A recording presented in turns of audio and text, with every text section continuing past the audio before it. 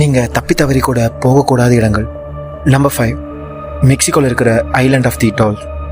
இந்த ஐலாண்டில் இருக்கிற எல்லா மரத்துலேயும் ஃபுல்லாக டேமேஜ் ஆன பொம்மைகள் தொங்க விடப்பட்டிருக்கும்.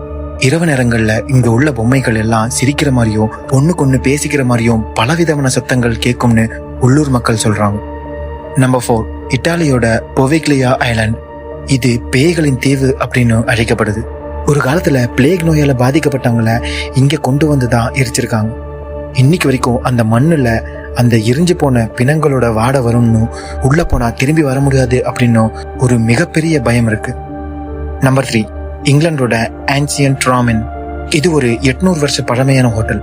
இந்த ஹோட்டலுக்குள்ள சாத்தானோட சக்தி இருக்குன்னு பேய்களை பத்தி ஆராய்ச்சி பண்ற ஆராய்ச்சியாளர்கள் சொல்லியிருக்காங்க. அது மட்டும் இல்லாம இந்த ஹோட்டல்ல இரவு நேரத்துல அங்க தங்குறவங்களுக்கு பலவிதமான அமானுஷமான குரல்களும் உருவங்களும் தெரிஞ்சிருக்கு.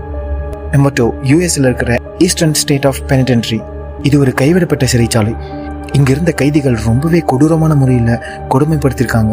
இப்போ அந்த சிறைச்சாலையில யாருமே இல்லைனாலும் எம்டி செல்ஸ்குள்ள இருந்து சிரிப்பு சத்தமும் ரொம்பவே கொடூரமான கதறல் சத்தமும் கேட்கும்னு சொல்றாங்க. நம்பர் 1, ஜப்பானோட அக்கியோகரா ஃபாரஸ்ட். இது ஒரு சூசைட் ஃபாரஸ்ட்னு சொல்லுவாங்க. இங்க போனா யாருமே திரும்பி வர மாட்டாங்கன்னு ஒரு நம்பிக்கையும் இருக்கு.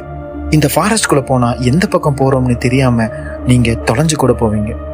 அங்க இருக்கிற மரங்களுக்குள்ள யூரே அப்படின்னு அழைக்கப்படுற பேய்கள் சுத்திட்டு இருக்கணும். அதுதான் இதுக்கெல்லாம் காரணம் அப்படின்னு உள்ளூர் மக்களால நம்பப்படுது.